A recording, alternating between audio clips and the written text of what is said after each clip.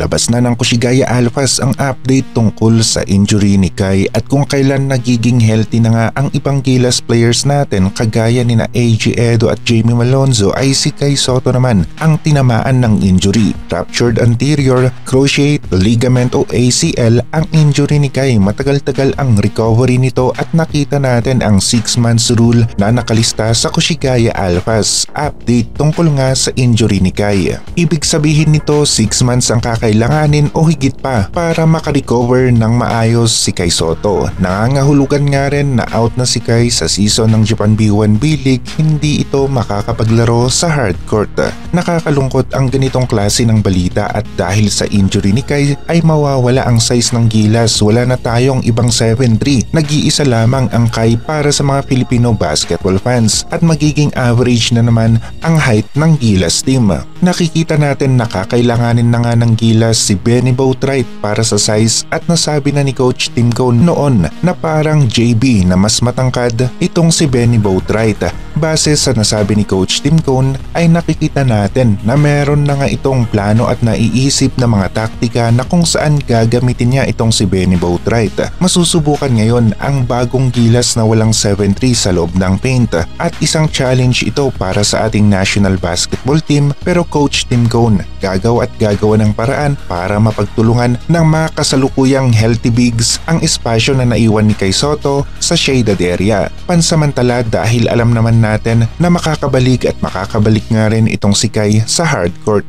pagkatapos nitong makarecover. Mas magiging mahirap ngayon ang mga laro ng Gilas dahil AJ Edo hindi pa nasubukan sa laro under kay Coach Tim Cone at on and off nga rin ang kanyang injury. Junmar mahihirapan dahil wala si Kai at alam na alam ng mga kalaban dito sa Asia ang mga weak spot ng Gilas kung Junmar Japet. Ang combo big natin, Junmar, Benny Boatwright at AJ Edo. Ito ang nakikita natin na posibleng gamitin ni Coach Tim Cone na Big 3 combo sa susunod na window ng FIBA Asia Cup qualifiers na posibleng tumapat sa intensity o impact ng Kai Sotto Junmar Fajardo combo dahil sa wala na tayong 7'3", mababawasan ng konti ang pressure na nararamdaman ng kalaban sa loob ng paint, kaya naman kailangan na mag-step up ni na AJ Edo at Junmar sa third window ng FIBA Asia Cup qualifiers. Non-bearing nga ang upcoming matches ng Gilas sa FIBA Asia Cup qualifiers, kaya magandang pagkakataon ito para subukan ang mga players na kagaya ni na AJ Edo at Benny Boatwright laban sa team ng New Zealand. Para sa akin malaki talagang kawalan ang isang 7'3" sa loob ng paint,